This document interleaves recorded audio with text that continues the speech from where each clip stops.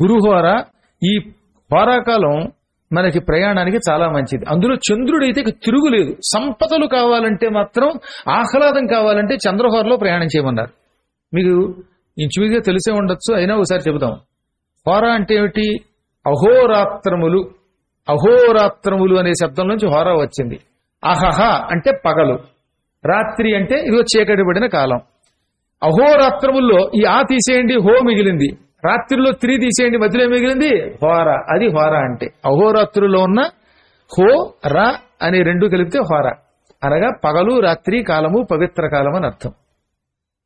సూర్యుడు ఏ క్షణంలో ఉదయించాడో దాంతో లెక్కేస్తారు కొందరు. అలా కాకుండా బండగా 6 to 7 పెట్టేశారు. ఇప్పుడు ఉదయం 6 to 7. మంగళవారానికి అధిష్టాన దేవత కుజుడు కాబట్టి ఉదయం 6 to 7 కుజహోర అంటారు. ఏమంటారు? కుజవారం గనక. సోమవారం అయితే సోమహోర, చంద్రహోర. బుధవారం అయితే బుధహోర, గురువారం అయితే గురుహోర, శుక్రవారం అయితే శుక్రహోర, శనివారం అయితే శనిహోర, ఆదివారం అయితే సూర్యుడి హోర, భానుహోర. ఇది మనకి హోరా లెక్కెట్టేది 6 to 7. 6 to 7 ఇప్పుడు కుజుడు ఉన్నాడు. కుజుడికి వెనక్కి రండి. కుజుడికి వెనక్కి ఏమొస్తుంది? కుజుడికి ముందు ఎవరుంటారు?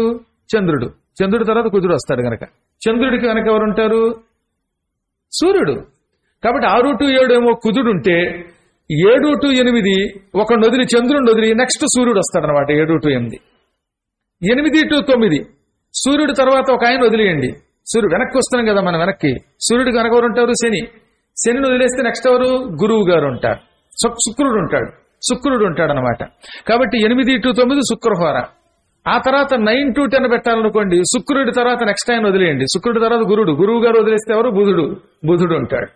ఆ తర్వాత మళ్ళీ నెక్స్ట్ 9 to 10, 10 to 11 ఇలా ఒక్కొక్క గంట పెంచుకోండి. పెంచుకున్నప్పుడల్లా ఒకటి వదిలి వెనక వైపు ఉన్నాయని తీసుకోవాలి. బుధుడి తర్వాత నెక్స్ట్ ఎవరు ఉంటారు? కుజుడు తర్వాత ఎవరు? చంద్రుడు. కాబట్టి కుజుడిని వదిలి చంద్రుడిని తీసుకోవాలి. ఇది హోరా లెక్కెట్టే కాలం. అలా లెక్కేస్తే ఉదయం 6 to 7 ఏ హోర ఉందో మధ్యాహ్నం 1 గంట to 2 కూడా అదే వస్తుంది. మళ్ళీ సాయంత్రం 8 to 9 అదే వస్తుంది. ఇదన్నమాట లెక్కెట్టుకునే హోరా విధానం. ఈ హోరాల్లో చంద్రహోర చూసుకుని ప్రయాణం చేస్తే ఇంక వాడికి ఆహ్లాదం, మనశ్శాంతి, కార్యసిద్ధి, సంపదలు లభిస్తాయి. అందుకే పూర్వకాలంలో సంపదలు కావాలి, ఓ మంచి కంపెనీ స్థాపించాలి, లేదా ఓ మంచి ఉద్యోగానికి వెళ్ళాలనుకున్నప్పుడు చంద్రహోర చూసుకుని ప్రయాణం అయ్యేవారు. లేదా కనీసం చంద్రహోరలో లెటర్ రాసి వాళ్ళమాట, జాయినింగ్ లెటర్. ఇక ఆ తర్వాత మనకి ఉద్యోగం బాగుంటుంది.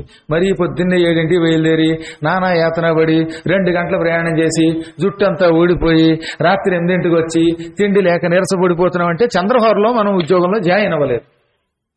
ఏ కుజహోరలోనో వెళ్ళాం. ఇంకో కుదురు కాస్త బ్యాండ్ వాయిస్తాడు. అటువంటి ఉద్యోగం వెంటనే వదిలేసి మళ్ళీ కొత్త ఉద్యోగంలోకి వెళ్ళాలి. అందువల్ల ఇవన్నీ తెలుసుకోవడానికి భగవంతుడు మనకు గొప్ప వరం ఇచ్చాడు. చంద్రుడు ఇంత ఆహ్లాదకారుణ్ణి చేశాడు, శుభకరుణ్ణి చేశాడు. ఇవన్నీ బదరీలో చంద్రుడు చేసిన తపస్సు వల్ల మెచ్చుకుని ఆయనకి ఇచ్చాడు. అక్కడతో కాకుండా ఇంకేం చేశాట చంద్రుడు? అంత అయిపోయాక యది తుష్టో భవాన్ మహ్యం భగవాన్ వరదర్షభ గ్రహ నక్షత్ర తారాణామాధిపత్యం ప్రయచ్చమే. భగవంతుడా, గదాధారి శ్రీమన్నారాయణ, నువ్వు చాలా వరాలు ఇచ్చావు, ఇది కాకుండా ఇంకో వరం కూడా కావాలి. అనగా ఏమిటన్నాడు ఆయన? నీవు నా తపస్సుకు మెచ్చుకున్నావు గనక నాకు గ్రహాల మీద, నక్షత్రాల మీద, ఓషధుల మీద, బ్రాహ్మణుల మీద, రాత్రుల మీద ఆధిపత్యం ప్రసాదించు. ఆధిపత్యం ఇయ్యి అంటే ఈ రోజు నుంచి నేను రాత్రిపూట గ్రహాధిపతిని అవ్వాలి. పగలు రాత్రి అనే తేడా లేకుండా నక్షత్రాలకి అధిపతిని అవ్వాలి. ఓషధులకి నేనే ప్రభువునవ్వాలి. నేనుంటేనే ఓషధులు మొలవాలి. బ్రాహ్మణులకి నేనే అధిపతిని అవ్వాలనగానే తథాస్తున్నాడు. అందుకే ఇప్పటికి కూడా గ్రహాలలో చంద్రగ్రహం బ్రాహ్మణులకి అధిపతి. ఈ విధంగా ద్విధులకు ఆధిపత్యం ఇమ్మన్నాడు ఆయన. ఇవన్నీ ఇచ్చేశాడు ఆయన విష్ణుమూర్తి. అప్పటి నుంచి ఆ మహానుభావుడు చంద్రుడు తిరుగు లేకుండా వెళ్ళాడు. ఆయన ఒకవేళ ఏదైనా దోషం చేసినా దోషం అంటకుండా విష్ణు వరం ఇచ్చాడు కాబట్టి ఆయన గురుపత్నిని పొందిన ఆయనకు దోషం రాకుండా పోయింది. చూసారా, ఇది విష్ణు కటాక్షం అంటే. విష్ణు అంత కటాక్షం ఎందుకు చూపించాడంటే బదరికలో తపస్సు చేయటం వల్ల, స్నానం చేయటం వల్ల. ఎప్పుడు కూడా బదరీలో సోమశిల అని ఒక శిల ఉంటుంది. ఆ శిలను చూడవలసిందే మనం. ఇంకా బదరీలో నారాయణ స్వామికి ఎదురుగుండా ఒక కొండ ఉంటుంది కొంచెం పక్కన. ఆ కొండ మీద హనుమంతుడు నిరంతరం కొలువై ఉంటాడు. ఆ ఆంజనేయుడు చాలా కాలం నుంచి అక్కడే తపస్సు చేస్తున్నాడు. త్రేతాయుగం నుంచి మొదలుకొని కలియుగాంతం వరకు అక్కడే ఉంటాడు ఆయన. ఈ హనుమంతుని దర్శనం బదరీకి వెళ్లిన వాళ్ళు చెయ్యాలి. కొండెక్కడానికి ఓపిక లేని వాళ్ళు దూరం నుంచి ఆ కొండకి భక్తితో నమస్కారం చేసుకోవచ్చట. 2 మోకాళ్ళు పని చెయ్యని వాళ్ళు, ఓపిక లేని వాళ్ళు అక్కడి నుంచే నమస్కారం చేసుకుంటే కూడా ఆయన చాలా సంతోషిస్తాడు. ఏది ఏమైనా పవిత్రమైన నరనారాయణులకు నిలయమైనటువంటి బదరీ క్షేత్రమును భక్తి శ్రద్ధలతో తలుచుకున్న ఆ మహిమ విన్న, ఇప్పుడు మీరంతా విన్నారు కదా మహిమ, ఈ మహిమ విన్నవాళ్లు కూడా బదరీ ఒకసారైనా వెళ్ళి వచ్చిన ఫలితం పొందుతారటండి. సర్వతీర్థావగాహేన యత్ఫలం పరికీర్తితం, సమస్త తీర్థయాత్రలు చేయడం వల్ల వచ్చే ఫలితం ఈ బదరీ క్షేత్ర మహిమ విన్నవాడికి వస్తుంది. సమస్త దానములు చేయడం వల్ల వచ్చిన ఫలితం బదరికా క్షేత్ర మహిమ విన్నవాడికి వస్తుంది. నిరంతరం గురువుల్ని పూజించడం వల్ల వచ్చే ఫలితం ఈ బదరీ క్షేత్ర మహిమని శ్రద్ధతో వినడం వల్ల వస్తుంది. సాధారణంగా ఈ పురాణం విన్నాక గురువు చుట్టూ పరిక్రమ చేస్తే చాలా మంచిదన్నారు. కానీ ఇప్పుడు అవకాశం లేదు, ఆ పని చేయకండి. ఇక్కడ చెప్పడానికి పోయి నాకు ఏదైనా పురాణంలో ఉందని చెబితే ఏదైనా నిలబెట్టేసి ప్రాణం తీసేసి మరీ ప్రదక్షిణ చేసేస్తారు. అవకాశం ఉన్నప్పుడు మాత్రం, ఇప్పుడే కనుక ఇంకా పురాణం చాలా చెబుతాను కదా, అలాంటప్పుడు మాత్రం ఎప్పుడోకప్పుడు రహస్యంగా ప్రదక్షిణ చేయండి. ఒకళ్ళకి ఇచ్చాము అవకాశం, మొత్తం అంతా ప్రదక్షిణ చేస్తారు. ఇంకో టెక్నిక్ చెప్పనా, గురువు గారి చుట్టూ పురాణం అయ్యాక ప్రదక్షిణ చేయాలి అంటే ఇక్కడికి వచ్చి ప్రదక్షిణ చేయక్కర్లా, అక్కడి నుంచి మొదలుపెట్టి గుడి చుట్టూ ప్రదక్షిణ చేయండి. మధ్యలో గురువు గారు ఉన్నారుగా, ఆ పనైనా చేయవచ్చును. ఇది పరమ పవిత్రమైన బదరికా క్షేత్ర మహిమ. ఇది కాకుండా ఇంకా ఏమేమి ఉన్నాయి ఇందులోనూ మనకి ముందే చెప్పాను మీకు. వెంకటాచల మహాత్మ్యం, పురుషోత్తమ క్షేత్ర మహిమ లేక జగన్నాథ క్షేత్ర మహిమ, బదరికా మహిమ, కార్తీక మహాత్మ్యం, మార్గశీర్ష మహాత్మ్యం, వైశాఖ మహాత్మ్యం, అయోధ్య మహిమ. దాంతోపాటుగా అన్నిటికంటే ముఖ్యమైనటువంటిది మరొకటి ఉంది, చెప్పండి ఏమిటది? భాగవత మహిమ. ఇవి కూడా క్లుప్తంగా చెప్పారు. అంతా కలిపి ఒక 300 శ్లోకాల లోపల వేదవ్యాసులు వారు అన్ని మహిమలు క్లుప్తంగా చెప్పాడు. ఈ చరాచర జగత్తులో అత్యంత పవిత్రమైన మాసం కార్తీక మాసం. కార్తీక సమో మాస, కార్తీక మాసంతో సమానమైన మాసం మరొకటి లేదు అన్నారు. కారణం ఏమిటంటే ఏకకాలంలో శివుడికి విష్ణువుకి కూడా ప్రీతిపాత్రమైన మాసం. మాసాలన్నీ గొప్పవేనండి, కానీ ఒక్కొక్క మాసానికి ఒక విశిష్టత ఉంది కాబట్టి ఆ మాసాన్ని అంతలా ప్రశంసించారు. మనకి మాసాలన్నీ చంద్రుని బట్టి వచ్చాయి మన మాసాలు. అదే తమిళులు సౌరమాసం, అందుకే వాళ్ళదంతా మేషమాసం, మీనమాసం, ధనుర్మాసం, మకర మాసం, కుంభమాసం, సింహమాసం, కర్కాటక మాసం అని పిలువబడతాయి. మనం అలా కాకుండా చైత్ర, వైశాఖ, జ్యేష్ఠ, ఆషాఢ, శ్రావణ, భాద్రపద, ఆశ్వీజ, కార్తీక, మార్గశీర్ష, పుష్య, మాఘ, ఫాల్గుణ మాసాలు 12 మాసాలు. మరి ఇవన్నీ చాలాసార్లు చెప్పాను, కొత్తగా చెప్పక్కర్లా. పూర్ణిమ నాడు ఏ నక్షత్రం ఉంటే ఆ నక్షత్రం పేరుగా మాసానికి పేరు వస్తుంది. కృత్తిక అనే నక్షత్రం పూర్ణిమ నాడు ఉంటే కార్తీక మాసం. అందుకే కృత్తిక కాబట్టి కృత్తీక కాదు కదా అది, అవునా? కృత్తిక అంటావా, కృత్తీక అంటావా? అందుకే దీర్ఘం వస్తే కార్తీక అనాలి తప్ప కార్తీక అనకూడదు. అదే తీకి దీర్ఘం ఉండుంటే అప్పుడు కార్తీకం అనాలి. కృత్తిక మధ్యలో ఏ అక్షరం పొట్టిగా ఉందో అదే అభివృద్ధి అయితే కార్తీక అవుతుందన్నమాట. అందుకని కార్తీక అనాలి. విశాఖ కాబట్టి వైశాఖ, అక్కడ శాఖి దీర్ఘం ఎందుకంటే విశాఖలో శాయే దీర్ఘం కనుక. చిత్ర అందుకే చైత్ర, ఆ త్రాకి దీర్ఘం లేదు కనుక చైత్రమాసం అండల, అవునా? ఆషాఢ నక్షత్రం, పూర్వాషాఢ ఉత్తరాషాఢలో షాకి దీర్ఘం ఉంది, అందుకే మాసంలో ఆషాఢ మాసం అన్నాం. ఈ విధంగా పూర్వభద్ర, ఉత్తరాభద్ర పూర్ణిమ నాడు ఉంటే భాద్రపదం, చిత్రలో పూర్ణిమ ఉంటే చైత్రం, విశాఖలో ఉంటే వైశాఖం, జ్యేష్ఠ నక్షత్రం పూర్ణిమ నాడు ఉంటే జ్యేష్ఠమాసం. ఇందాక చెప్పినట్టుగా పూర్వాషాఢ ఉత్తరాషాఢాల్లో ఏ నక్షత్రంలో అయినా పూర్ణిమ నాడు ఉంటే చంద్రుడు, అది ఆషాఢ మాసం.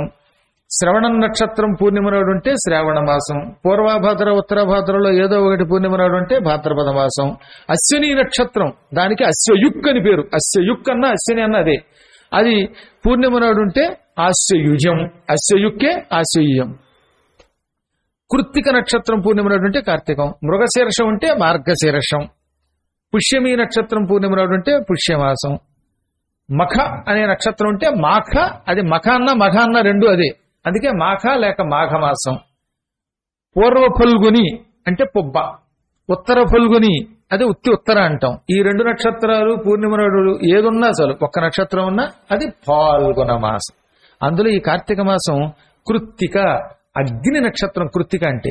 అగ్ని నక్షత్రం నాడు ఏర్పడినటువంటి గొప్ప మాసం. ఈ మాసంలో శివుడు విష్ణువు ఇద్దరూ కూడా ఈ భూమండలం అంతా సంచరిస్తూ ఉంటారు. ఆ మహానుభావులు సంచరిస్తున్న కాలంలో ఇటు శివాలయం అటు విష్ణువాలయంలో దీపాలు వెలిగించాలి. సంధ్యా సమయంలో వెలిగించే దీపం కోటి జన్మల మహాపాపాలు తొలగిస్తుంది. తెలిసి కాని తెలియక కాని కార్తీక మాసంలో సూర్యోదయానికి ముందు నదీ స్నానం చెయ్యండి. అది ఎటువంటిదో తెలుసా? తులాదాన సమం భవేత్ అన్నాడు. అంటే నాలాంటి ఒక మంచి పండితుణ్ణి ఒక త్రాసులో కూర్చోబెట్టండి, రెండో త్రాసులో బంగారం వెయ్యండి.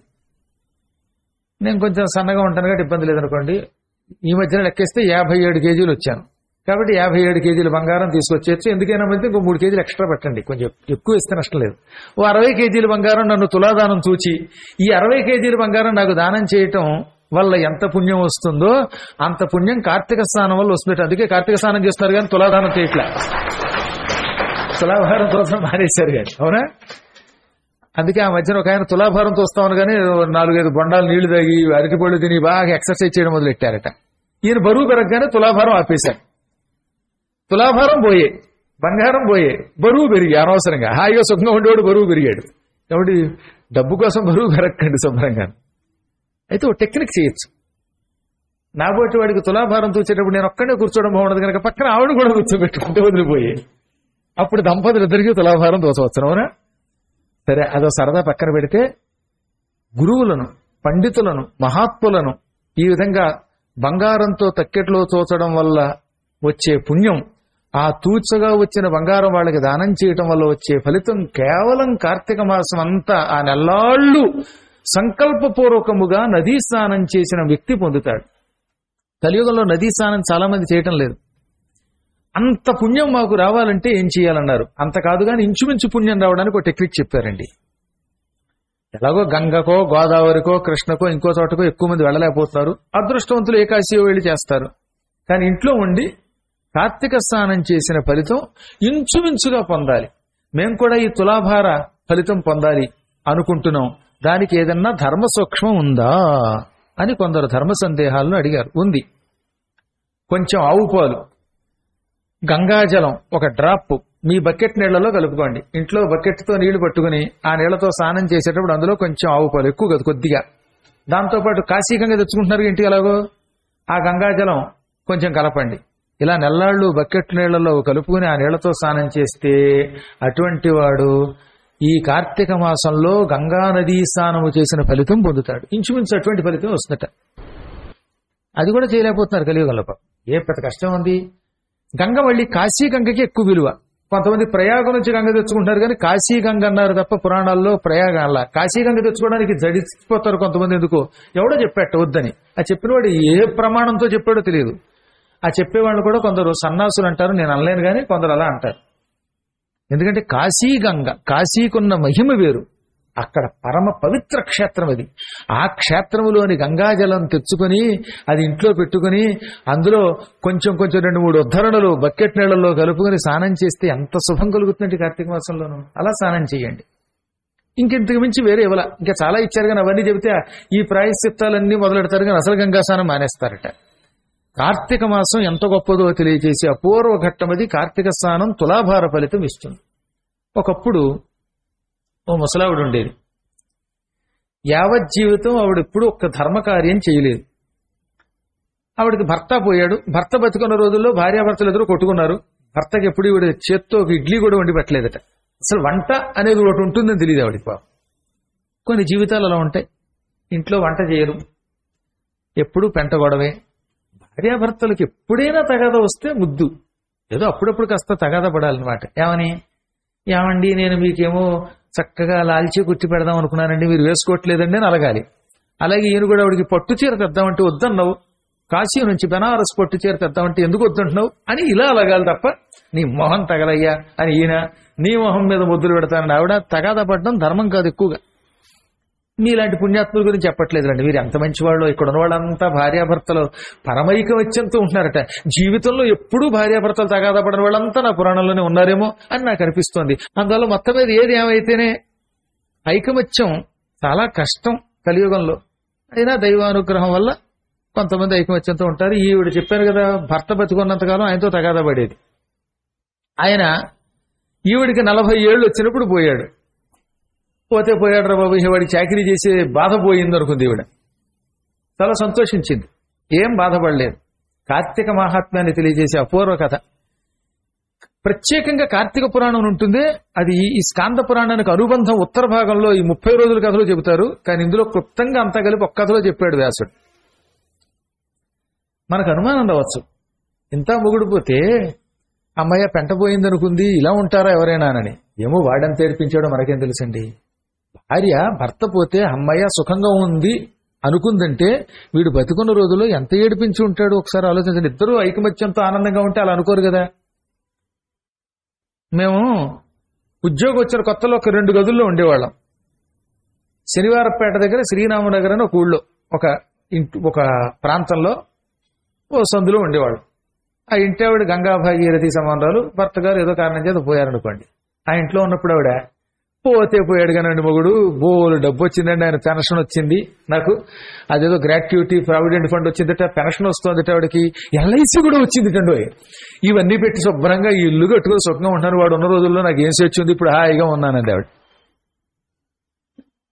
ఇంక నేనేం మాట్లాడను, శుభమని మా మొగుడు పిల్లలు ఆ ఇంట్లో దిగాం పెళ్ళేరు కొత్తల్లో. వెళ్ళగానే పోతే పోయాడు మొగుడు అని మావిడుతూ అందే పైగా.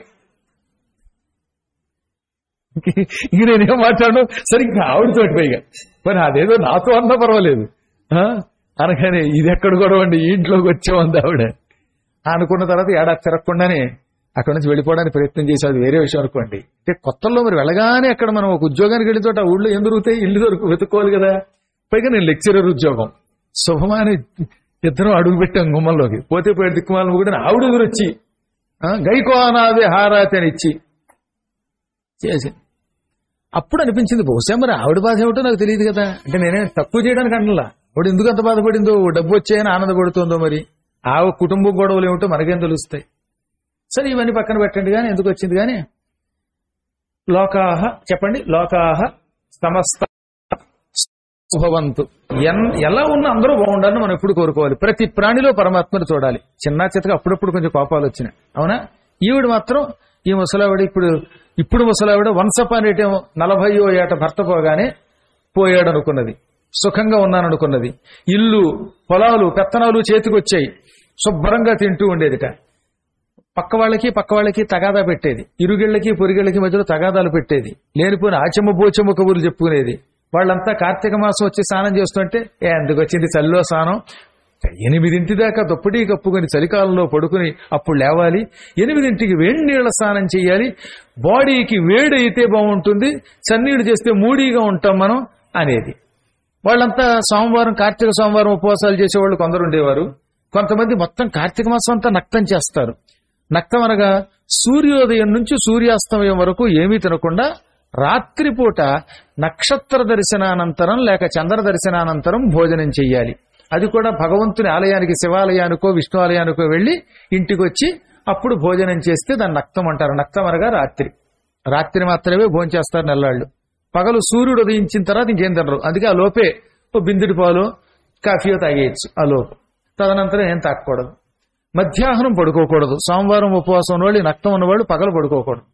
ఎన్నో నియమాలు ఉన్నాయిలండి. సాయంత్రం ఒకవేళ సూర్యుడు అస్తమించాక ఆకాశం మేఘావృతమై మబ్బులతో ఉండి ఎంత 7 8 నక్షత్రములు చంద్రుడు కనబడకపోతే ఏం చేయాలి? అప్పుడు ధ్వజస్తంభానికి పెడతాం ఆకాశ దీపాన్ని చూచి భోజనం చేయొచ్చు.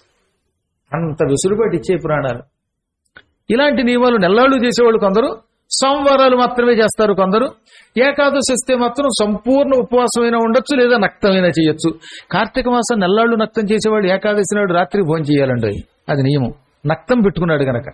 ఎందుకని 30 రోజులు నేను నక్షత్ర దర్శనానంతరం భోజనం చేస్తాను, నక్తం ఉంటానన్నవాడు అప్పుడు ఏకాదశిని ఉల్లంఘించి అది చెయ్యాలి. లేదా నెల్లాళ్ళు మానేసి ఏకాదశులన్నా చెయ్యాలి, సోమవారాలన్నా చెయ్యాలి, ఏదో ఒకటే పెట్టుకోవాలి. పరస్పర భేదకాలు వచ్చినప్పుడు ఏదో ఒక నియమం పెట్టుకోవాలి. ఇలాంటివి పెట్టుకునేవారట చుట్టుపక్కల వాళ్ళు. ఈవిడ పక్కపక్కనవి పిచ్చాళ్ళలారా దెబ్బరొట్టిలో ఉన్న మీరు ఇలా సన్నగా అయిపోతున్నారు. నేను చూడండి 8ంటికి లేచి స్నానం చేసి దెబ్బరొట్టి వేసుకుని, నెయ్యి వేసుకుని, చట్నీ వేసుకుని, పల్లీలు చట్నీ వేసుకుని, జీడిపప్పు చట్నీ వేసుకుని తింటున్నాను అనేది వాళ్ళు నవ్వుకునేవారు. చివరికి ఈవిడికి వార్ధక్యం వచ్చేసింది. వార్ధక్యంలో చేతులు కాళ్ళు వణికాయి, తలకాయ తిరిగింది.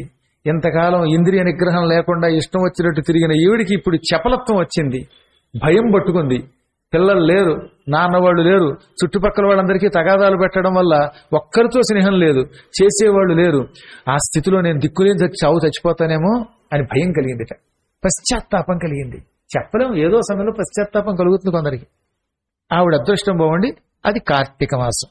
ఆ కార్తీక మాసంలో ఆ ఊళ్ళో పురాణం చెప్పడానికి నా బోటి వాడిని ఒకరిని బతిమాలారు.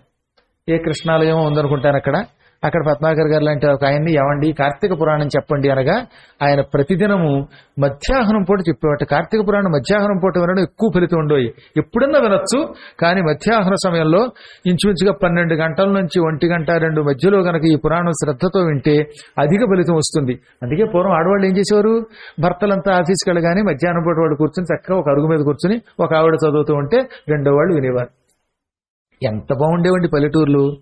ఆడవాళ్ళ ఐకమత్యంతో ఏమాత్రం కొట్టుకోకుండా ఆడబడుచు అత్తగారులు, ఆడబడుచులును లేకపోతే వదినగారులు వాళ్ళందరూ కూడా కలిసిపోయి ఐకమత్యంతో ఉండేవారట. ఎప్పుడు అత్తా కోడలు కొట్టుకునేవారు కదా పూర్వకాలంలో. ఈ కార్తీక మాసంలో తర్వాత మళ్ళీ కొట్టుకునేవారు. ఈ కార్తీక మాసంలో అరుగు మీద కూర్చుని చక్క అత్తయ్యా కార్తీక పురాణం చదవనా అంటే చదవే అంటే ఇద్దరు కూర్చుని చక్కగా వినేవారు. మళ్ళీ కార్తీక మాసం వెళ్ళింది, మార్గశిరం వచ్చింది, దిక్కుమాలనత్త దిక్కుమాల కోడల అమ్మ నా కోడల అని తిట్టుకునేవారు. ఏం చేస్తాం, అదొక కర్మ. అలా వీళ్ళు పురాణాలు ఆ రోజుల్లో మధ్యాహ్నం వినేవారు. అదృష్టవశాత్తు ఆ సంవత్సరం పౌరాణికుడిని పెట్టుకుని శివాలయంలో కూర్చుని అత్యంత భక్తి శ్రద్ధలతోటి వాళ్ళంతా ఊళ్ళో వాళ్ళంతా కార్తీక పురాణం విన్నారు. ఈ ముసలావిడికి తెలిసింది. ఆవిడ వెంటనే అతి కష్టం మీద కర్ర పుచ్చుకుని పోటేసుకుంటూ నడుచుకుంటూ గుళ్ళోకి వచ్చింది. కార్తీక మాసం కనుక ఎవరేం మాట్లాడలేదు. ఆవిడ కూడా స్తంభం దగ్గర, ధ్వజస్తంభం దగ్గర ఆనుకుని కూర్చుంది. ఆ పూట పౌరాణికుడు చెప్పాడు, మాసాలలో అత్యంత పవిత్రం కార్తీక మాసం. ఈ కార్తీక మాసం మనకి దొరకడం అదృష్టం. కనీసం సోమవారమైన ఏకాదశి నాడైన నదులలో తలారా స్నానం చేయండి. ఈ కథ జరుగుతున్నది గోదావరి తీరంలో, అందుకని గోదావరిలో స్నానం చేయండి. చలికి ఏమాత్రం భయపడకండి, తలస్నానం చేయండి. సూర్యుడు ఉదయించడానికి ముందు సంకల్పం చెప్పుకుని స్నానం చేయండి. అయ్యాక శివాలయం దగ్గర గాని మర్రి చెట్టు దగ్గర గాని దీపం వెలిగించండి ఆవునేతితో. ఆ దీపాన్ని ఎవరైనా ఒక మహానుభావుడికి దానం చెయ్యండి. వీలున్నవాళ్ళు సువర్ణ దానం చేసుకోండి. ఈ రోజు ఉపవాసం ఉండండి. ఇక మీకు తిరుగులేనటువంటి ఐశ్వర్యం లభిస్తుంది, ఈశ్వరుడి యొక్క అనుగ్రహం లభిస్తుంది. ఐశ్వర్యం అంటే ఈశ్వరు అనుగ్రహం అనమాట అన్నాడు ఆయన. ఈవిడికి బాగా ఎక్కింది. నా అదృష్టం, రేపే కార్తీక సోమవారం. ఇన్నాళ్ళు నేను కార్తీక సోమవారాలు స్నానము చెయ్యలేదు, దానములు చెయ్యలేదు, దీపములు వెలిగించలేదు. కానీ ఈ పౌరాణికుడు చెప్పింది నాకు హత్తుకున్నది. పోయే కాలం వచ్చే ముందు భగవంతుడు నాకు ఒక మంచి వెలుతురు చూపించాడు, ఒక మార్గం చూపించాడు, గురువు ద్వారా సందేశం ఇచ్చాడు అనుకుంది. మరునాడు ఉదయం చీకట్లో స్నానానికి బయలుదేరింది. చుట్టుపక్కల వాళ్ళని, ఎవర్రా మీతో స్నానానికి తీసుకెళ్ళండి అంటే, చిచ్చి నీతో వస్తే పాపం మాకు, ఇంతకాలం నువ్వు చేసిన పాపాలు అన్నీ కావు, నిన్ను తీసుకెళ్ళమన్నారట. అయినా సరే పాపం అలాగే చీకట్లో కర్ర పోటేసుకుంటూ గోదావరికి వెళ్ళింది. అదృష్టవశాత్తు ఈ పౌరాణికుడు అక్కడ సంకల్పం చెప్పిస్తున్నాడు. ఈవిడు కూడా సంకల్పం చెప్పించుకుని బుడుంగుని ములిగింది. ఎప్పుడూ వేడినీళ్లు చేసే ఆవిడ జీవితంలో మొదటిసారి కార్తీక సోమవారం గోదాట్లో స్నానం చేయగానే గసగస ఉడికిపోయింది, తట్టుకోలేకపోయింది. రోజు చన్నీళ్లు చేసేవాళ్ళకి పెద్ద అనిపించదు, మొదటిసారి చన్నీళ్లు చేయడం వల్ల కన్నీళ్లు వచ్చాయి. అయినా తట్టుకున్నది. ఆయన చెప్పినట్టే అక్కడున్న గోదావరి తీరంలో ఉన్న శివాలయంలో అక్కడ మర్రి చెట్టు కూడా ఉంది, అక్కడ దీపం వెలిగించింది ఆవునేతితో. దీపదానం అక్కడ ఉన్నటువంటి ఒక పురోహితుడికి చేసుకుంది. ఇంటికి వచ్చాక చలి జ్వరం వచ్చేసింది ఆవిడికి తట్టుకోలేక. తలంతా తుడుచుకుని అతి కష్టం మీద కూర్చుంది. పగలు నిద్రపోతున్నాడు ఆయన, అందుకని నిద్రపోలేదట మొండిగా. 88 ఏళ్లు నిండిన ఆవిడ నిద్రపోకుండా మొండిగా ఉన్నది. మధ్యాహ్నం పురాణం చెబుతుంటే మళ్లీ మొండిగా వచ్చి విన్నది. సాయంత్రం సూర్యుడు అస్తమిస్తూ ఉండగా అతి కష్టం మీద కొంచెం అత్యసరు వేసుకుంది అన్నం. అత్యసరు అంటే తెలుసుగా మీకు, పూర్వకాలంలో అన్ని కూరలు వండుకోలేని వాళ్ళు బియ్యం పెసరపప్పు కలిపి వండేసుకునేవారు. అందులో పెసరపప్పు బియ్యం ఉడికిపోయిన తర్వాత ఇంత పెరుగు వేసుకునో లేకపోతే పచ్చడి వేసుకుని తినేచ్చు అనమాట. బాగానే ఉంటుంది, రుచిగా ఉంటుంది. వేరే కూరలు గిర్రలు చేసుకోలేని వాళ్ళు ఆ పని చేసేవారు. కర్రీ పాయింట్లు ఉండేవి కాదుగా అప్పుడు, అందుకని ఈ పనే చేసేవారు. ఈవిడ కూడా అత్యసరు వేసుకుంది.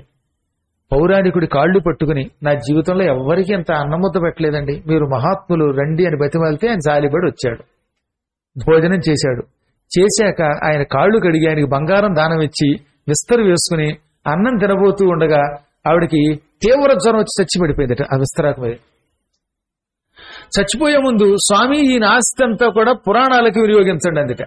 పురాణాల ప్రింటింగ్కి, పురాణాల ఉపన్యాసాలకి, పురాణ మండపం కట్టడానికి వాడేయండి అంది. పాపం చచ్చిపోయింది. ఊళ్ళో వాళ్ళంతా వచ్చారు, స్వామి చెప్పిన మాట విన్నారు, ఆవిడ ఆస్తి సద్వినియోగం చేశారు, ఆవిడకి దహనక్రియలు చేశారు, ఆవిడ అస్థికలు గంగలో కలిపేశారు, గోదాట్లోనే కలిపేశారు. అలా గోదావరిలో ఆవిడ దహనానంతరం ఆవిడ అస్థికులు కలపగానే యమకింకరులు వచ్చారట అక్కడికి. ఈవిడ పరమ పాపాత్మురాలు, జీవితంలో ఒక్క పుణ్యము చేయలేదు, అందరికీ తగాదాలు పెట్టింది, నీచురాలు అంటూ ఉంటే వెంటనే స్వర్గం నుంచి స్వర్గకింకరులు వచ్చి, దేవదూతలు వచ్చి ఈవిడ నిజంగా మీరు చెప్పినట్టు జీవితం అంతా పాపాలు చేసింది, కానీ కార్తీక సోమవారం నాడు గురువు గారి మాట విని గోదావరి స్నానం చేసింది, ఆవు నేతితో కార్తీక మాసంలో దీపం వెలిగించింది, మర్రి చెట్టు దగ్గర కూడా దీపం వెలిగించింది, దీపదానం చేసుకున్నది, అన్నిటికీ మించి వ్యాసస్వరూపుడైన పౌరాణికుడికి అన్నం పెట్టి ఆస్తి సద్వినియోగం చేయమంది. అందువల్ల ఈ కార్తీక సోమవారం నాడు సాయంత్రం పూట ఉపవాసంతో మరణించిన ఈవిడికి శాశ్వతంగా స్వర్గం ఇస్తాం. వచ్చే జన్మలో పరమ భాగవతోత్తములు ఇంట్లో పుడుతుంది, పుట్టి భాగవతం వింటుంది, అప్పుడు ముక్తి పొందుతుంది అన్నారట. ఇది కార్తీక మాసం యజమండి. అందుకే కార్తీక మాసం వస్తే సద్వినియోగం చేసుకోవాలి. కార్తీక మాసంలో వీలుంటే ఒకరోజైనా కాశీ వెళ్ళిపోండి, లేదా ఇంకేదైనా క్షేత్రానికి వెళ్ళండి, ఏదో ఒక నదికి వెళ్ళండి. ఒక్కరోజు, రోజు అక్కర్లే. ఇవాళ ఏముందండి, రైల్లో ఎక్కితే ఇవాళ మీకు సికింద్రాబాద్ టు కాశీకి డైరెక్ట్ ట్రైన్ ప్రతిరోజు ఉదయం పూట 9 గంటలకు ఉంటుంది. దాని ఏమంటారు, అదేంటి, దానాపూర్ ఎక్స్ప్రెస్. ఇంత దానా మూట కట్టుకుని దానా వేసుకుని రైలు కంపార్ట్మెంట్ ఎక్కేసి శుభ్రంగా తింటే మర్నాడు మధ్యాహ్నానికి వెళ్ళిపోతారు. కాబట్టి మ్యాక్సిమం 26 గంటల్లో వెళ్ళిపోతారు. 9ంటికి ఎక్కితే మర్నాడు మధ్యాహ్నం 2ంటికి తీసుకుపోతుంది. హాయిగా రాత్రి అక్కడ ఉండి పొద్దున్నే మళ్ళీ స్నానం చేసేసి స్వామివారి దర్శనం చేసుకుని ఏది గంగలో, ఆ మర్నాడు మళ్ళీ సాయంకాలం ఇదే దానాపూర్కి మళ్ళీ దానా మూట కట్టుకుని ఎక్కేయండి, మళ్ళీ ఇంటికి వచ్చేస్తారు. రాత్రి 10ంటికల్లా మర్నాడు వచ్చేస్తారు. లేదా డబ్బులు దండిగా ఉంటే ఫ్లైట్ చేయించుకోండి. ప్రొద్దుటే ఒక ఫ్లైట్ ఉంటుంది ప్రతిరోజు ఉదయం 7 గంటలకి. 9ంటికి దిగుతారు, 10ంటికి అక్కడికి చేరిపోతారు. శుభ్రంగా స్నానం చేయండి, ఆ రాత్రికి పడుకోండి, మర్నాడు స్నానం చేయండి, మళ్ళీ మధ్యాహ్నం ఉదయం ఓల్డ్ ఫ్లైట్లు ఉన్నాయి, ఏదో ఒకటి ఎక్కండి వచ్చేయచ్చు. ఎంత టైట్ షెడ్యూల్ అయినా ఫ్లైట్ పట్టుకుంటే వచ్చేయచ్చు. అంత దూరం వెళ్ళలేమనుకున్న వాళ్ళు దగ్గరలో కృష్ణ ఉన్నది, గోదావరి ఉన్నది, ఎక్కడికో చోటకి వెళ్ళండి, కనీసం ఏదో స్నానం చేయండి, తరించండి. కార్తీక మాసాన్ని సద్వినియోగం చేసుకోండి. ఈ విడత వైష్ణవ ఖండ మహా ఫలితం పొందండి. ఇంకా మనకి మిగిలింది 2 9 18 రోజులు గడిచాయి. 5 9 45 రోజులు పురాణం మిగిలింది. ఆ డేట్లు రేపు అనౌన్స్ చేస్తాం. రాబోయే కాలంలో ఏ ఘట్టం చెబుతాం, డేట్ ఏమిటనేది రేపు చెబుదాం. స్వస్తి ప్రజాభ్య పరిపాలయంతాం న్యాయేన మార్గేణ మహీం మహీషాః గోబ్రాహ్మణేభ్యః శుభమస్తు నిత్యం. లోకాః సమస్తాః సుఖినో భవంతు.